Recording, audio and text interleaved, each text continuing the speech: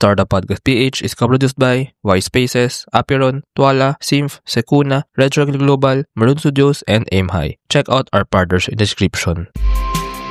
Welcome sa Startup Podcast PH, inspiring more Filipino entrepreneurs and innovators. Live tayo ngayon dito sa Azul Hub, Startup Incubator in Ateneo de Zamboanga University in Zamboanga City. We have Alerto, and we have the founder, Sir Emir Epino, and co-founder, Sir Raymond Ong. Hello, sirs. Kamusta? Kamusta? Hello, buenos dias. Buenos dias. We are here in Zamboanga. So, Buenos dias din. we speak Chabacano. But I know so Alerto Solutions, according dito, is a pioneering technology company based in Zamboanga City, specializing in the development and implementation of advanced systems for disaster risk reduction and management. But I let you do some more relatable or more kwento. So, pa-intro lang, sirs, ano nga ba ang Alerto? Siguro we'll start tawag dyan. Back in 2014. Back in 2014, si Ateneo de Zamboanga, we were a recipient of one national project from the UST. Specifically, this was the flood hazard mapping of the entire Philippines. And for Region 9, specifically for Zamboanga Peninsula, Ateneo de Zamboanga was the implementer of that particular project. So from 2014 all the way to 2019, we did some flood hazard mapping of some most of the river systems in Zamboanga Peninsula, including three in Basilan, one in Jolo, and another one in Tawi-Tawi. So this was the coverage of Ateneo de Zamboanga. And after quite some time, in 2018, before the end of the project, in 2018, we were thinking of, we do now have the maps. Meron tayong mga flood hazard maps. Alam natin yung mga lugar na binabahaan. Ang question ngayon is, paano malalaman ng mga tao na babahain na sila?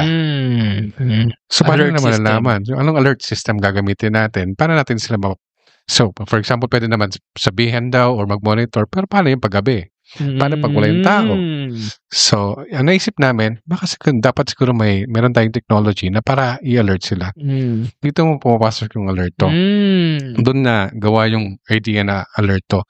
The alerto stands actually for automated water level and rain monitoring using near real-time observation. So, meron siyang actually meaning. Hindi lang siya just for the word alerto, just for the acronym. Meron siyang meaning. Tapos, the idea behind this, kasi during that time also, si DOST, meron siyang around, for Zamboanga Peninsula for example, meron siyang around 1,000 plus sensors of automated rain gauge and water level sensors. Okay. So, nakakalat yan sa buong Zamboanga Peninsula. Tapos, some of these sensors nakalagay sa mga river bridge or nakalagay sa mga bridges. And most of these river systems, meron kaming flood hazard map. Okay. So, inisip namin, si barangay, si munisipyo, meron siyang flood hazard. And now you have the technology from the sensor itself. Yung gagawin ng alerto is that, kukunin namin yung data from the sensors. Tapos kung gaano kataas yung tubig, gaano karami yung tubig sa bulubundukin, pwede namin i-text sa LGU ngayon. So that particular process, yun lang, ganun kasimple lang. Meron kang sensors from the upstream, meron kang sensors sa mga low stream o sa mga bridges. So, kunin na alert yung data doon, yung data dito sa baba, tapos kung may changes sa data, ibabato namin yung data sa LGU. Si LGU ngayon, alam niya na kung na may umuulan pala sa taas. So, maganda tayo dito sa baba kasi darating yung ganun kasimple lang yan.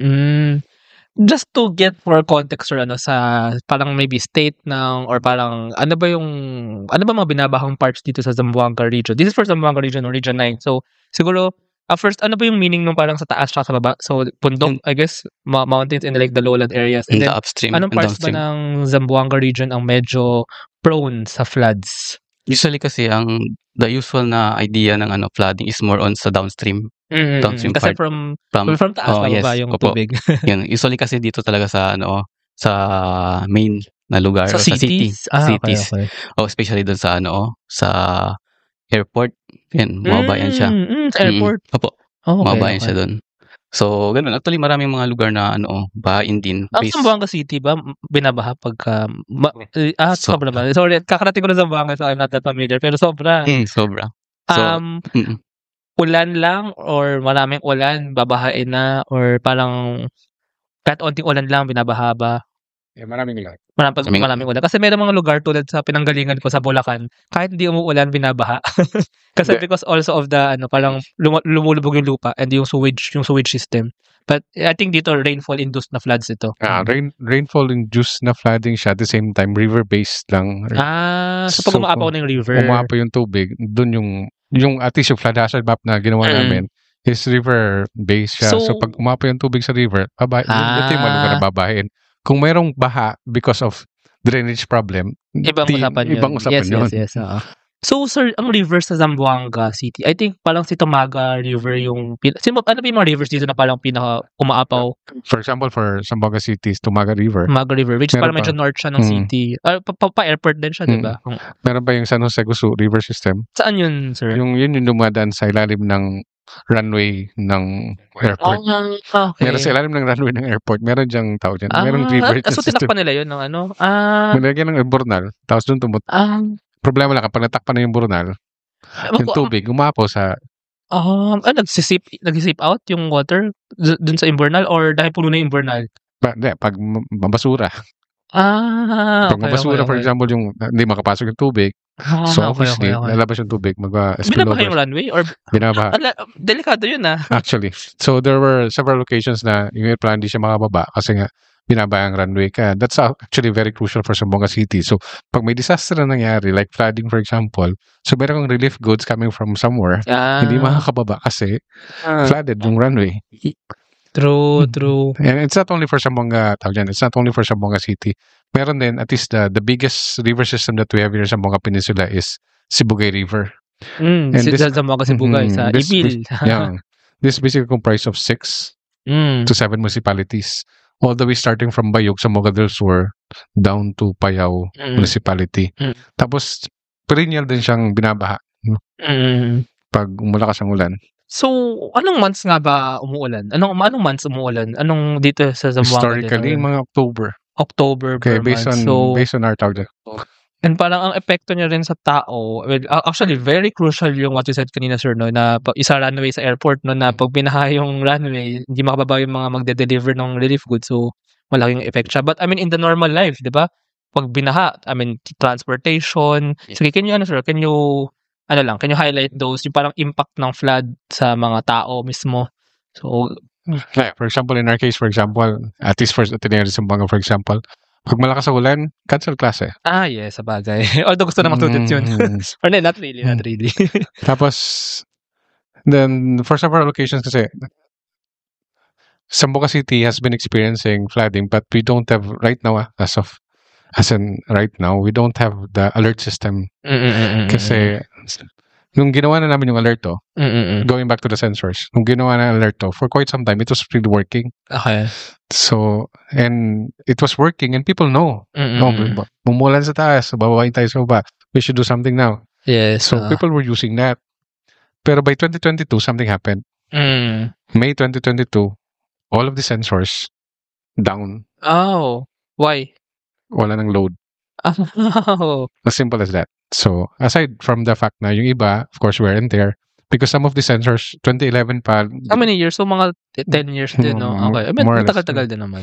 So, mga 2011 pa sila install. Tapos, of course, wear and tear, nasira. Pero, meron din mga sensors na bago lang install. Kaya lang, the contract for the load of this particular sensors, natapos yung kontrata. So, wala na ring data transmission. So because of that, our system cannot also get the data from the sensors. So as of now, all the sensors are not working. So we can probably say that the Alerto system is not anymore functional. Okay. However, we did some innovations. We did try to correct it. So ginawa namin, meron kasing commercial available ng mga sensors na. Dati kasi gumagawa lang si DOST. Specifically DOST. Yung before pala, sir, so it was a project ng DOST to really install sensors all around the river systems. Okay. Sa kanila talaga yun. Okay. DOST, ASTI. So after quite some time, natapos yung kontrata na rin nila, end of contract din sila, end of project. So this was turned over, the sensors were turned over to Pag-asa. But of course, after some time din, wear and tear, nasira na. So wala nang pagbabago, hindi na pinalitan, hindi na nabago. So some of these commercial businesses, they now started putting up their own system, their own sensors. So meron na mga commercial available sensors. Dito kami ngayon papasok. Kasi the system that we are now trying to develop now is hindi na siya telco-based. Kung sabihin, hindi na siya SIM card-based. Ano na siya? Ha? Paano siya nag-transmit ng data? Or to radio frequency. Radio, wow! Okay. So, in other words, if ako sa LGU, wala na akong babayaran na monthly na telco charges. I think the good thing here, correct me if I'm wrong, sir, kasi I think ang pag-radio frequency, yun lang naman ang kailangan ng LGU eh. Kasi for the distance that needs to be covered, di ba? Hindi mo lang kailangan ng parang long distance talaga. Enough naman na I think kung radio, ano siya, kasi I think kung sensors, then to the LGU, medyo local lang din naman siya, di ba? Hindi naman siya kailangan mag-transmit ng malayong data. Depende, sir. Depende. Kasi usually ang tinatransmit dito is more on sa mga sensors. Okay. Oo. Ang sensor sa mga bridges like the water level, depende sa location din. Okay. Pero ang ARG dapat nasa upstream talaga. Okay. So medyo malayo yan. Sa bagay. Mga bundok. Bundok. Sa bagay. So kaya ginamit namin yung radio frequency kasi yung bandwidth niya mababa lang and pwede siya mag-travel na long distance. Mas long distance bang radio kaysa sa yes. Kung sa signal, kung sa data, tawag ito, yung sa SIM card based na. SIM card based, yung SIM card based kung may tower kayo. O may signal kayo. Okay. So parang i-eliminate natin yung yung GSM part na doon. Okay. So parang fail-safe na lang yun. In case na walang gusto nilang, yung LGU is gusto nila ng GSM base. Okay. So pwede na i-swap. Okay. Pero pag wala, gusto nila ng free. Okay. Radio frequency gamit nila.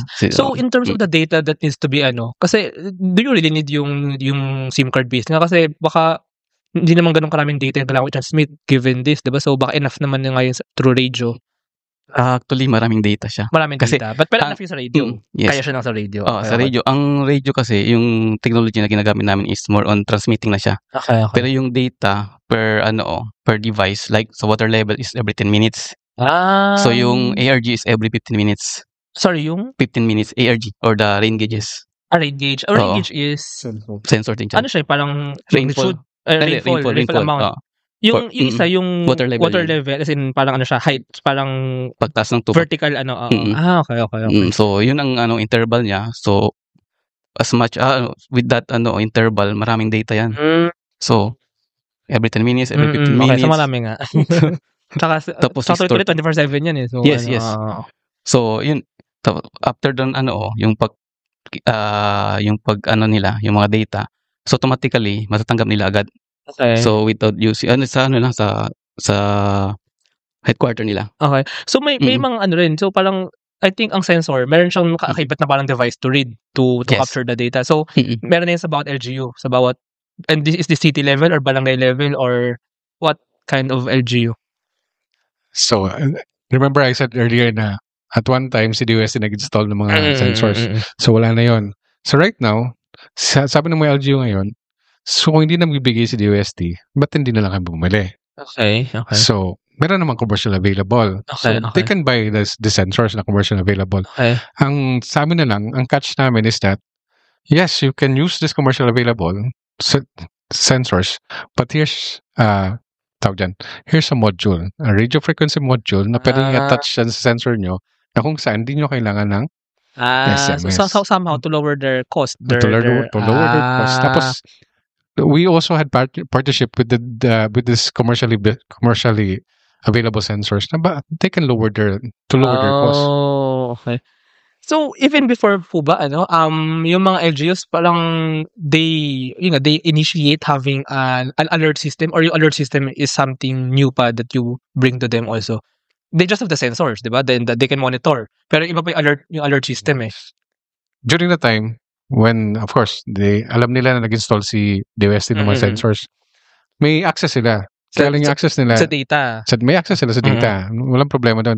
But they need somebody to monitor. Yes. As in, manually, physically, kailangan mo tumitingin doon. Mag-aabang, di ba? Yung sa amin kasi, aside from, yung system namin kasi, it's like this, di lang siya data, process data siya. So for example, pag sinabi mong ulan, ilan yung volume ng ulan na pinag-usapan natin. Okay. So hindi yung per, tawag dyan, yung per 15 minutes. Yung raw data na. Hindi yung raw data. Meron siyang mga thresholds, including the water level. So sa water level, for example, if this is the riverbank, tumaas siya ng 60%, yung riverbank niya, yung riverbank, text siya sa'yo. Ganito nakataas yung tubig sa riverbank. Pag nag-80% na naman siya, text na naman sa'yo. So hindi lang siya raw data, process data na siya. Tsaka hindi lang pala siya I mean, I'm just thinking, hindi lang siya level. Meron din ba dito factor na parang kung gaano kabilis umangat yung... Yun din. Kasi makikita mo sa text mo eh. So for example, nag-text sa'yo, 60% pa lang, nag-text sa'yo, tapos after a few minutes, nag-text na naman sa'yo. Naka-timestamp kasi. So makikita mo, nag-text agad siya sa akin. Gusto tumas. Ang bilis sa pagtaas. Alert nga yun. So actually for the LGU, first of all, it reduces the expense on yung hindi na kailangan SIM card based. So parang on the machine, on the device itself. And second, baka hindi na kailangan ng tao na actually manual mag-monitor shifting, no? Kasi it can be an automated alerting system na i-text or paano ba i-send yung information dun kay LGU? Yung information ng LGU is through to radio. So nasa real time na siya ngayon. So yung previously is real time pa kasi through GSM pa. So dumadaan pa sa server ng ASTI. Then kinukuha namin. Okay. Ngayon direct. Okay. So yun. So paano siya sa LGU may sa computer may paano? May software sila sa PC and may receiver doon. So transmitter receiver. Then itatapon niya doon sa local database. So yun. Okay. Tsaka yun nga makakatipid sila sa workforce kasi they don't need the extra person to regularly monitor. Tapos tawag dyan, 24/7 kahit nasaan ka basta may you can receive the and data. And this is, yun nga sir, city level LGU, barangay level LGU? City level, municipal level. Kasi aside from the computer, for example, gets the data from the sensors directly, yung computer mag-send din ng SMS. Okay. To anybody now. So for example, automated na rin yung parang yung text brigade ng mayor. Automated na rin siya. So kahit for example, if you're the disaster in charge, kahit tasan ka, wala kang rason na sabihin na hindi ko alam. Gets. So galing, tatlong bagay yun. Yung lower expense dun sa may device mismo, sa sensor mismo because of the radio frequency. Second is yung monitoring, hindi na kailangan ng tao kasi automated monitoring and real time siya and process data siya. And third is yung notification sa mga tao. Kasi actually at the end of the day, that's the most important thing. The city level, the municipal level, the mayor, the office of the mayor are through the DRRMC of the city. Disaster risk reduction. Disaster risk reduction and management officer, ayan. Yun nga, even if gabi pwede siya matulog, di ba? Pag I mean, wag naman laging syempre pag buwabagyo, di ba? Kailangan as much as possible alert, pero hindi na siya parang somehow less stress din sa on their end. So mas makapadali somehow yung trabaho ng office kasi automated na rin yung pagpapadala ng notification sa mga tao. So una kasi ginagawa nila, for example, may report na flooding, pupuntahan talaga na actual. Okay. So, actual, okay naman yan kasi actual yun. Pero there's a better way. You make it more scientific, evidence-based. Pag sinabi mo sa'yo, gano'ng kataas, ganito kataas, tumaas siya ng 3 meters. Yeah. Or 0.45 meters.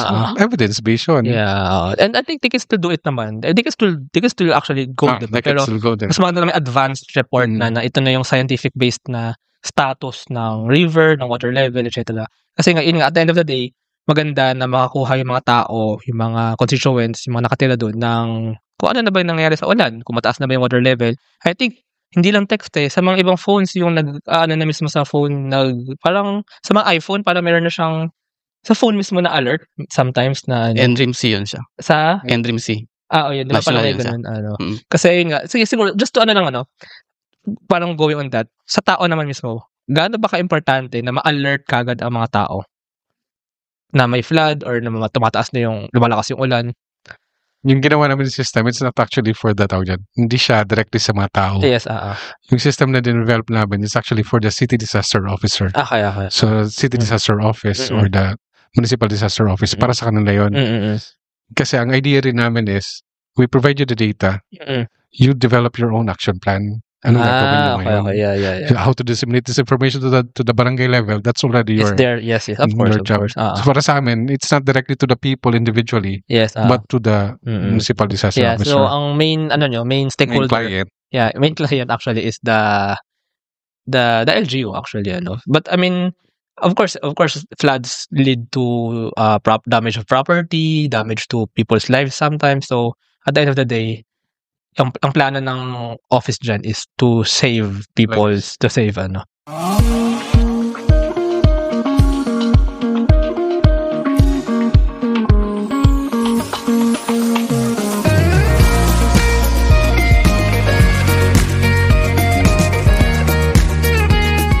the digital future with Twala.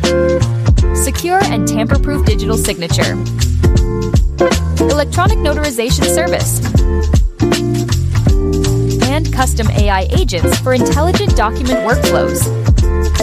Visit twala.io to learn more. In today's digital world, your organization needs more than just technology. It needs a strategic partner. At Symph, we build web and mobile apps that drive innovation for startups, enterprises, and organizations worldwide. Visit symph.co today. Protect your assets from bugs before bad hackers exploit them, and launch your products seamlessly with Sukuna, your trusted partner in cybersecurity. Receive reports in real time and work with security experts to find bugs in your products before others do. Let's make your security our priority. Ayun, actually, very nice si Alerto. Now, sirs, can we know a bit of your story's background? Actually, you mentioned na kanina yung parang pinaka-story nito, pero maybe kayo rin, sir, what's your backgrounds and paano kayo napunta sa mundo ng disaster risk reduction? Kayo, sige, sir. Ikaw muna, sir. Then si sir. So, ako is a computer engineering graduate ako. So, ikaw yung nagde-develop din ng... Ako rin nagde-develop ng system. And, so pumunta ako doon sa, sa project. Kasi may project sa, LiDAR. That time. So, LiDAR is... project ng... UPN. Yun dati pa, isa DOST pa. Okay. So, Flood Hazard Mapping of the Philippines. So, national yan siya. So, part ang ATSU. For Zamboanga. Okay. So, yun. May available. So, kailangan ng tao. So, yun. Nakapunta ako doon. Before din, wala ka pang alam sa disaster. Kasi you're computer engineering ako. So, more on system development ako. Okay. But the sensors, like that technology. Wala pa rin. Is more on sa system lang. Development. Wala pang sensors na. Wala pang hardware. Okay. So, with the project doon parang nag-add yung knowledge kulang sa computer engineering. Sa computer engineering kasi software and hardware man. So doon na-add, so na-enhance yung yung idea ko. And naging part ng kay Sir Amir, bossing si Sir Amir sa project. Ayun. So continuous na yung development. Yung sabi ni Sir Amir, yung background ng previously is yun, so 2017 or 18 ba yun? So, doon nag-start yung Alerto. So, actually, iba pa yung pangalan that time. So, ngayon, naging Alerto na. Kasi may meaning na talaga. Ano yung name dati? Geomap. Okay. Hindi pa masyadong maganda. Okay, very, parang tunog tunog science-based. Tunog at least yung Alerto mas relatable na. So yun, actually yung Alerto is not only yung meaning, actually may mga tao din yun siya. 5 tao nandun. Mga apelido namin. Apelido yung lahat. Wow! Epino. Bale. Tama ba? Aying Lamparas, Epino, Rodriguez, Tiong. Sakto. Galing Yun. Buti naisip na yun na, Alerto nga yung apelido natin. Actually, naisip namin yung apelido nung tapos na. Talaga? So, nagsakto lang talaga. Wow! Meant to be. So, actually, may maraming pangalan din ng Alerto. Pero yung Alerto namin is with a small E lang. Si Sir pa naman yun, Epino. Yeah, but again, kasi yung acronym niya yung parang kanina yung sa ano nga yung acronym niya na Automated water level. Kasi yung E naman dun is level lang. Sige, ikaw naman, sir. Emir. Ako naman, I'm actually a tawag dyan. I'm a faculty of Ateneo de Zamboanga, the School of Liberal Arts. Specifically teaching philosophy. Medyo okay. Sige, sir. Sige, continue. Tapos siguro way back. Tapos way back before any projects, we did have engagement tawag dyan, and with Manila Observatory, specifically doing Geographic Information Systems, GIS. And during that time for Ateneo, at least dalawa lang kami ata may alam nun. So how did you know that that field? If you're from the liberal arts from... During that time, I was also tawag dyan. I do self-study on doing tawag dyan. I was already doing computer graphics, mapping din. Mapping, for example. Okay. Pero manual mapping ba? For example, I manipulate the images from Photoshop. Tapos gawa ko... vectors. Vectors, ganun ba? Ganun ang ginagawa ko dati. Tapos, we were invited to go to Manila Observatory. Tapos, because of that, we did that for 2 months or a month, for example, we stayed there for basic GIS. Tapos, after that, doon na lumabas yung invitation from UP Diliman for, tawag dyan, HEIs who wanted to participate in the national mapping, flood hazard mapping of the Philippines. Project sa UP Diliman? Una-una, yung dream sa kanila. Yung? UP Dream. Okay. Pagkatapos ng UP Dream, the Dream covered around 18 river basins, the major river basins of the Philippines. Pagkatapos nun, sabi ni Pinoy, bakit 18 lang? You covered the entire Philippines. What year was this, sir? Sorry, what 2014. year? 2011, 2012, that was the UP Dream. Okay. By 2014, it was already the PhilLiDAR 1. Okay. Yeah, tapos dun kami nakapasok sa PhilLiDAR 1. And PhilLiDAR 1 was from 2014 to 2017. Okay. So by 2017, tapos na yung project. What we did was, among the Mindanao clusters, Mindanao schools, naggrupo kami, tapos nagpropose kami na we want also to do flood hazard mapping for the rivers of Mindanao. So we were extended another 2 years with a different name. Hindi na siya PhilLiDAR. It was already JC first. Mindanao. At sa Mindanao na lang yun. Mindanao na lang yun. By the way, sir, pala, I mean, paano kinabot sa project pala? I mean, given na it started lang as you're from liberal arts and then you started as own... One of our tawag yan. Siguro, founding fathers namin. Kasi Sir Mario Rodriguez na. Kasi he was the scientist behind all of it. So, siya yung may background sa science. So we would go to trainings and seminars on GIS. Asa mo talaga na kasama sa mga ganun? Siya yung sumasama talaga. Siya yung pinakadala. Okay. Tapos pagbalik niyo dito, ang ginagawa ko, kinukuha yung mga manual niya. Okay. Pinag-aaralan ko yung mga manual niya. Bakit, sir? Bakit? I mean... It was during the time, I really found it interesting. Okay. And during the time, it was, hindi pa yung mga GIS ngayon kasi it was during the time, it was ArcView 3.2 pa. Ginagamit namin. So I find it interesting kasi, yun, maganda siya pag-aralan. Tapos eventually, hanggang na-develop. Tapos nung meron ng program, we started getting people. Sila na yun. Why did you take up, sorry pala sir, why did you take up philosophy pala if this is your healing? Okay lang. Just for the sake na I want to go to Manila to study. Although maganda rin naman. I came from the province kasi. Okay, so most of my classmates were going to Manila. So I wanted to go to Manila but I don't have the funds. Okay. So naghanap ako ng funds na pwede Manila. Okay. Interesting. But I mean, that's ano lang din, parang cool na career journey somehow na. And you got into here. But now sir, actually what I want to ask next is, you mentioned na kanina yung parang nung medyo well-entered na yung mga sensors na ni DOST, and somehow, Alerta now is private company na? I mean, private siya talaga at all, no? Or still connected ba to the... It's co-owned by Ateneo. I mean, co-owned by Ateneo, but I mean, hindi na siya parang part of the government initiative. Hindi na siya part of... I mean, so really, na siya, parang initiative na siya ni Ateneo. Then... But aside from that, we also, we also actually submitted proposals to the DOST. Okay. So right now, for example, the project that we were mentioning about the radio frequency, it's being funded by DOST. Research. As research. Okay. All of these projects were funded by DOST. Yes, some of which by the national government, yung iba naman by Alerta specifically. It was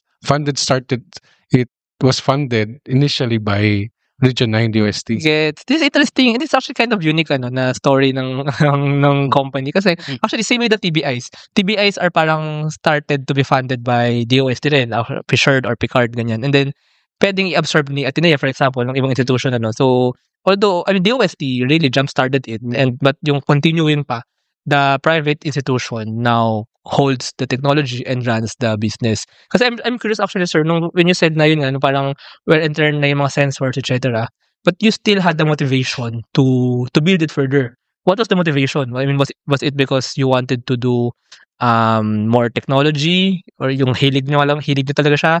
You also saw the business opportunity, or you really want to protect the people of Zamboanga? Parang ano yung motivation to really continue that? Para sa akin siguro kasi I saw what Alerto can do. At one particular time, it was working seamlessly. Just to give an example. Sa Tumaga River, for example, meron siyang 3 sensors. Yung water level lang siya. Water level sensors. Tapos meron siyang rain gauge sa taas. At one particular event of flooding, itong rain gauge na to, nag-text sa amin na umulan sa kanila. Automatically, after a few minutes, yung pinakamataas na water level sensor nag-text din na tumataas yung tubig sa kanya. After some time, after a few minutes, yung pangalawang water level sensor nag-text din. And the third, yung flooded area talaga, nag-text na tumataas sa kanya. This is a very good platform, Babar. Kung ikaw yung disaster, ikaw yung taga-disaster office, nag-text sa atin na tumataas ang tubig dito. And that basically saves lives.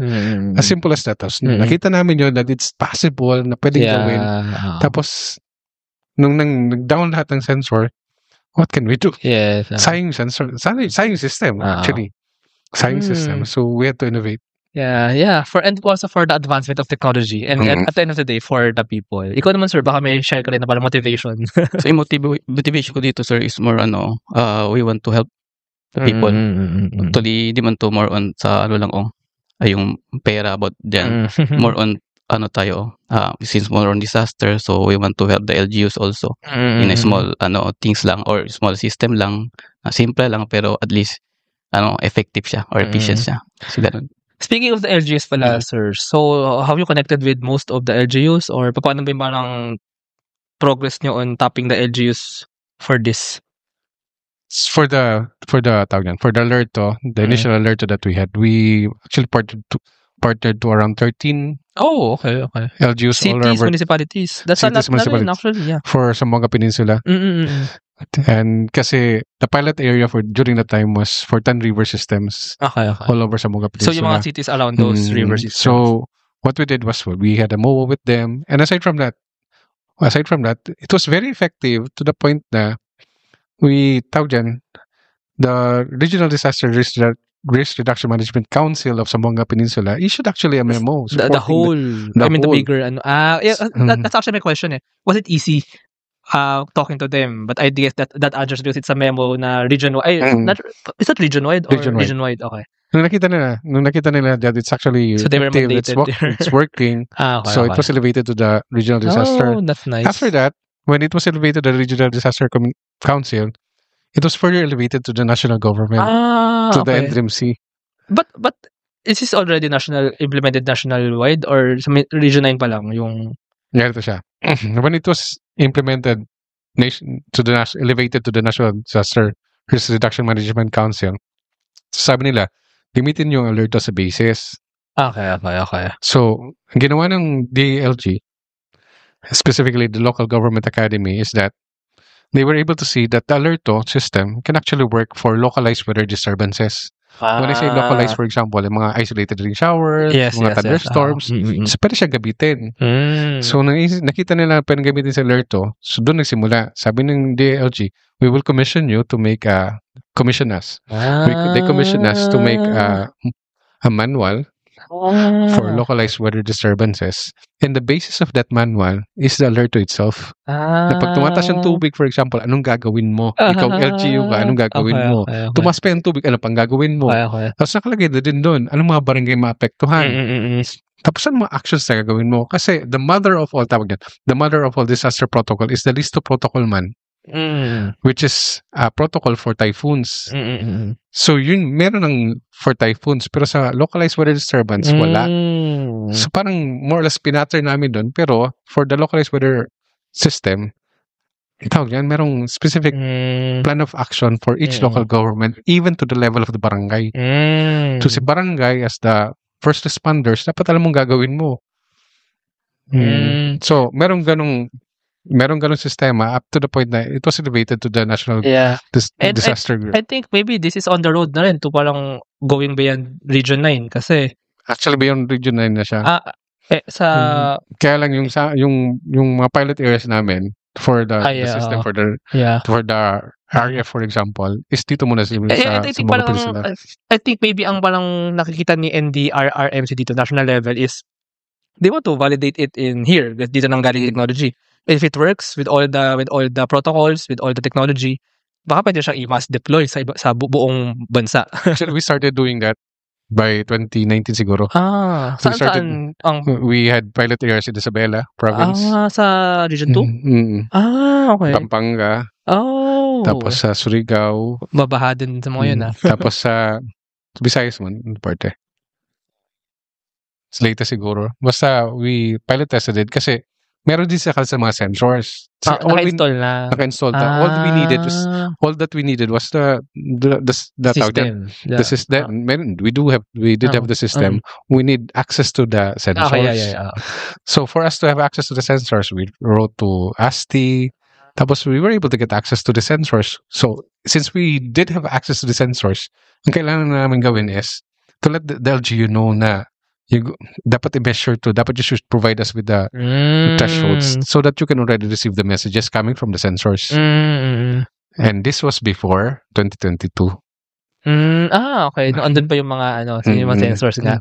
So ngayon, you can go back to them with your new system, with your new Alerto sensor systems. That's why we can go back to them, pero dapat natapos muna namin tong dito sa Region 9. Okay. When you talk to those in Isabela, Pampanga, you talk sa DRRM officers din nila. Yes. And during that time, online pa yun lahat. Kasi COVID. Okay. Yeah, but I think that's it's very possible to really scale this nationwide, and ang laking ang daming kliyente niyan kasi daming mga LGUs na binabaha actually and very important. Sa Manila pala, for example, I think even sa Manila, how about first NCR sa Manila? Marikina River, yes, of course, napaka lala ng Marikina River.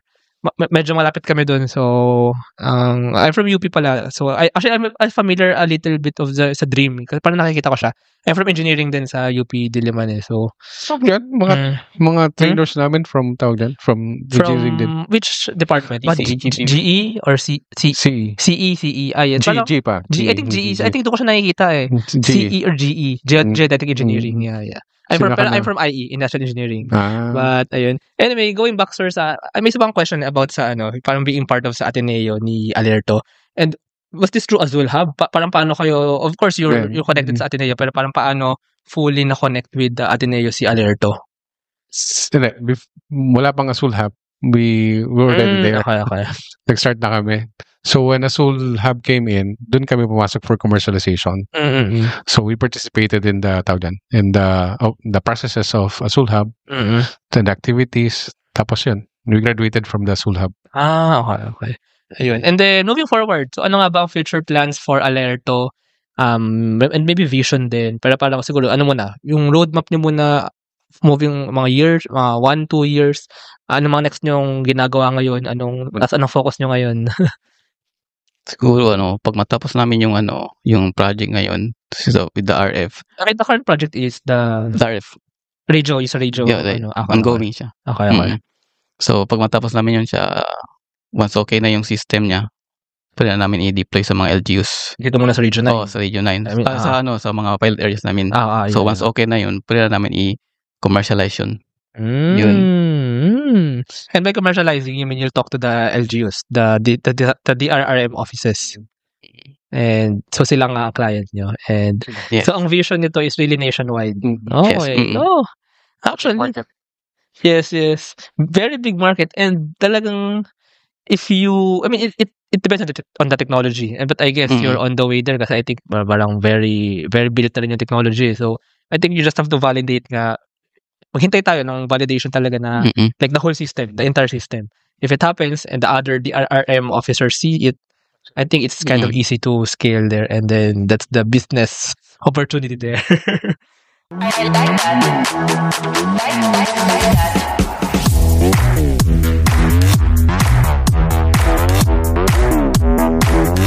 that.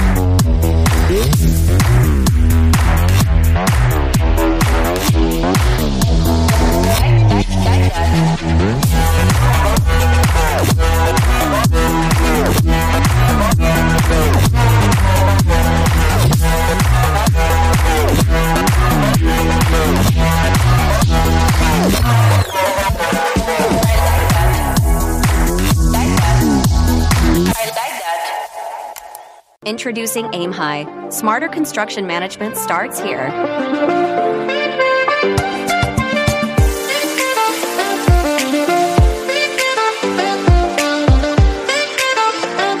Monitor costs and progress with real-time insights. Plan ahead and adapt with streamlined scheduling tools. Make data-driven decisions to avoid costly delays. Increase efficiency and profit with Aim High. Running a business? Make it smarter with Red Circle Global. Streamline operations, boost productivity, and manage everything in one powerful ERP system. Book your free business demo today at redcircleglobal.com. Guided by one of our top experts. Ayun, thank you very much, sirs. Actually, napaka-insightful. Ang dami ko ring tanong, no? Kasi, I mean, very interesting actually, and ang ganda ng technology. So, ayun. If our listeners want to know more about Alerto, baka meron dyang LGU, or whoever who wants to work with you, so how can they know more? How can they connect with you? Maybe your website or social media? So, actually, di kayo contact the website, no? Andun sa website yung alertofuse.com. So, yung website, andun na yung mga details. Okay. Oo. Busy lang sila doon. So, they can, okay. Ayun. Ayun, thank you so much, sirs. Thank you. And, ayun. Thank you very much to our 61 patrons. This episode is super powered by AskLexPH Academy, our official e-learning partner. Get certifications on Lean Six Sigma, project management, data science, and more. Argum AI. Make smarter decisions by presenting both sides of an issue as argued by two distinct AI models. Pixel by ePlayment. Turn content into opportunity, grow deeper connections, and earn more. Only with Pixel. Sign up at pixel.eplayment.co. School of Profits. Filipino-led community for aspiring freelancers, VAs, agency builders, and online earners. Built to help you start, grow, and earn online together. Founders Launchpad, our ecosystem partner. Early stage accelerator providing venture capital funding, operational support, and mentorship. Hire Business Solutions, provider of the most configurable cloud-based payroll system in the Philippines. Agile Data Solutions, the Philippines' fastest growing market insights tech company with its data gathering platform Hustle PH. Smile Checks, streamline hiring and onboarding with automated background checks. Cloud CFO, cloud accounting service provider for businesses ready to grow. Cloverly Tech, all-in-one digital platform for property developers. Body BTs, accessible and personalized diabetes self-management application. HKB Digital Services, tech-based business tools including payroll, ticketing, and loyalty rewards. Hyperstocks, digital banking enabler for rural and thrift banks. One CFO, CFO services, bookkeeping and tax, and payroll processing for startups and small businesses. Unawa, driving digital transformation with secure, legally enforceable electronic signatures and robust AML compliance. School Tech, all-in-one AI integrated school and learning management system. Better Support, a Manila-based BPO company. They have a referral program for people who can bring in new clients. You might know a Western-based business that needs better support. Britanna, enterprise-grade ERP solution that fits the small and medium business budget. Wonder Brand, data science-driven brand strategy and design for emerging markets. East Point Business Outsourcing Services, one-stop shop for streamlined business solutions for MSMEs such as business registration, bookkeeping, and more. DiviCode Technologies Incorporated, IT solutions specializing in software development, blockchain smart contracts, digital wallets, and cybersecurity. NutriCoach, personalized nutrition and wellness programs for you. This episode is powered by Stugbodok, JIA Engineering Solutions, Alcacon Aquafeeds 1LJ, Grey Wolf Technologies Philippines, Pareto Consulting, Jure.ph, Big Giant Games, Pahatid PH, Wistless PH, Tech Tribe, Yay, Uplift Code Camp, Board Prep, Dohe Philippines, Edfolio, Hive Rooms, Sirius MD. Support the podcast through the links in the description.